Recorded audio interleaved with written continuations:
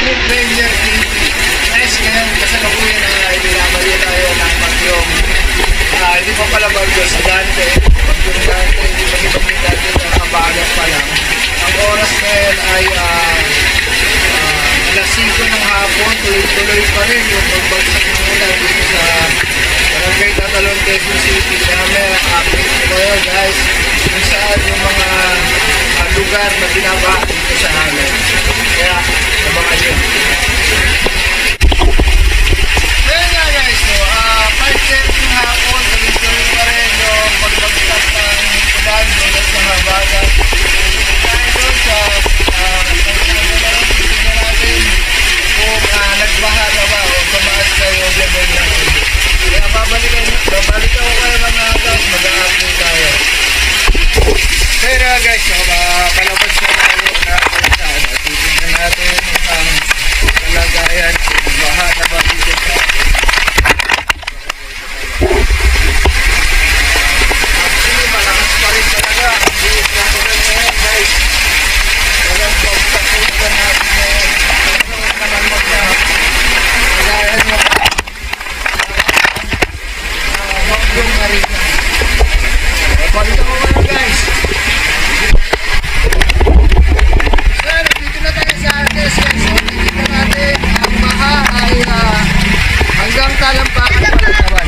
Yan pa lang naman yung baha na nararanasan natin ngayon guys. Pero dun sa may dulo doon, ang alam ko, medyo nagbabaha na yun. So, titignan natin guys ha.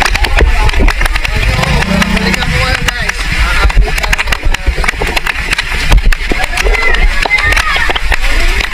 so yun na nga guys, medyo lumalalim na nga talaga yung baha rito kung makikita nyo rin. Ganyan po ang sitwasyon namin ngayon dito sa Barangay Tatalon. Mga tao syempre lumalabas pa rin para mamalengke at susuong sa baha. Pero palagay ko guys, hindi na tayo tumikot. Medyo malalim na doon guys. Magpapakita ko lang sa inyo ang sitwasyon natin ngayon dito. Malakas pa rin yung bagsak ng buhos ng ulan guys.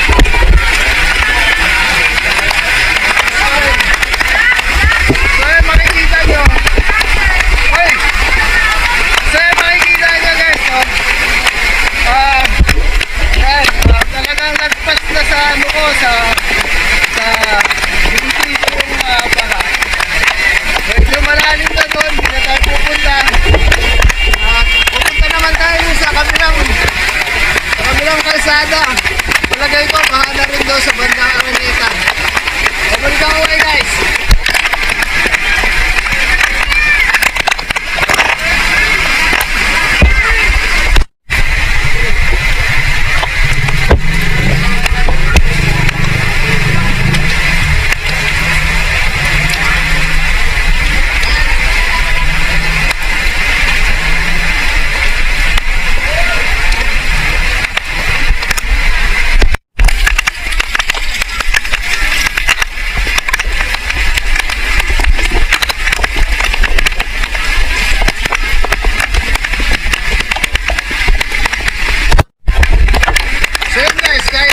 Nakakita tayo ng food tripan, mag-food trip na tayo. Titigman natin yung nakikita akong tinda. Ayan, ang alam ko ano to, crispy isaw. Kuya, ano tong isaw kuya? Alin dyan? Ano to isa to? Dugo ng manok, crispy isaw, at saka calamares. Okay guys, kahit na bumabagyo, mag-food trip muna tayo. Titigman natin yung dugo. Magkano yung dugo kuya? 5 piso na lang para sa'yo. 5 piso. Guys, titigin tayo ng dugo. Kahit umulan guys, ano, dugo yan. Ito yung lamig na. Nalamig na ako. Suka ni kuya, titigman natin. Titignan natin muna. Buong ng manok to guys, sarap. Saktong-sakto manghang.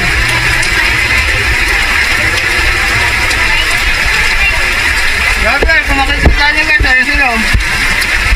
Babahaw talaga oh. Mulan pa rin. Pero kaya mo na ang dugo.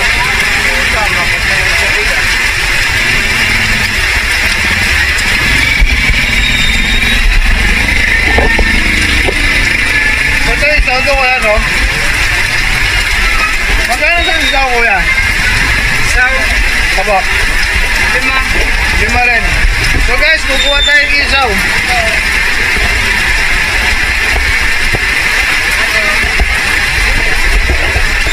Isaw guys.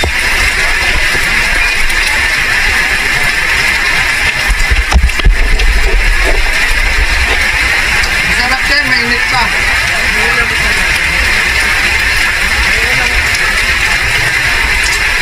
Perfect.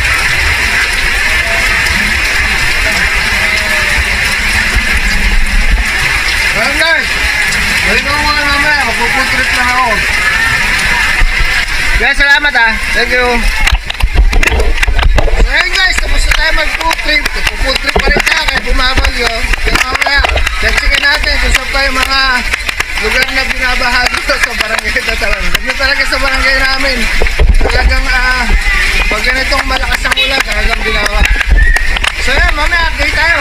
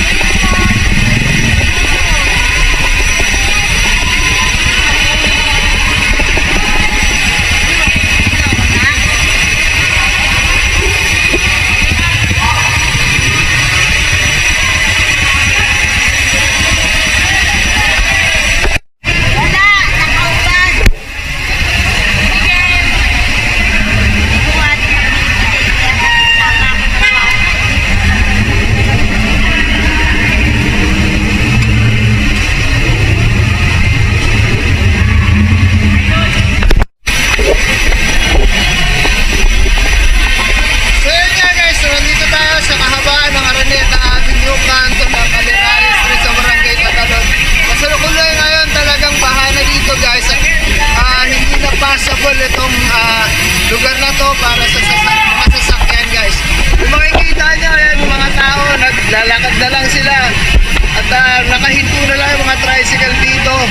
At kung mapapansin nyo guys, yung bandang dulo na yun, yung dulo na yun guys, hindi nyo na yun mapupuntahan dahil sobrang lalim na yung lugar na yun. So ganyan yung sitwasyon namin dito guys, no, sa barangay Tatalon. Talagang stranded na, hindi tayo lubog na talaga sa baha. Yung iba mga sasakyan ay talagang pinipilit na lang nilang mag-U-turn dito dahil hindi na sila makakatuloy doon sa kalye na kay Rodriguez sabi ko. So yun guys, makikita nyo yung mga magagabi na yan, alas 6:15 na. So talagang delikado na at pagka hindi pa huminto yung ulan, talagang lulubog na naman itong barangay Tatalon guys. So mag-update ulit ako sa inyo guys.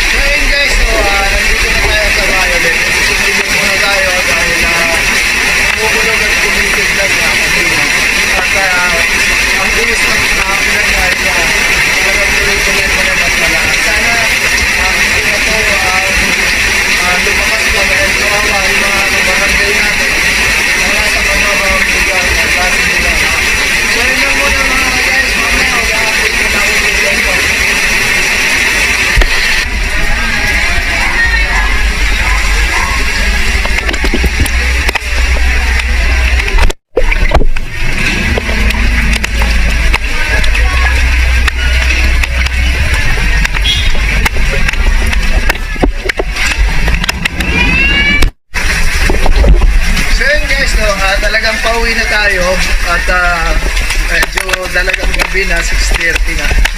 Yan, at tuloy-tuloy pa rin yung pag-uus ng delikado na yung kalagayan natin dito dahil kumukulog at kumikidnap na rin. No?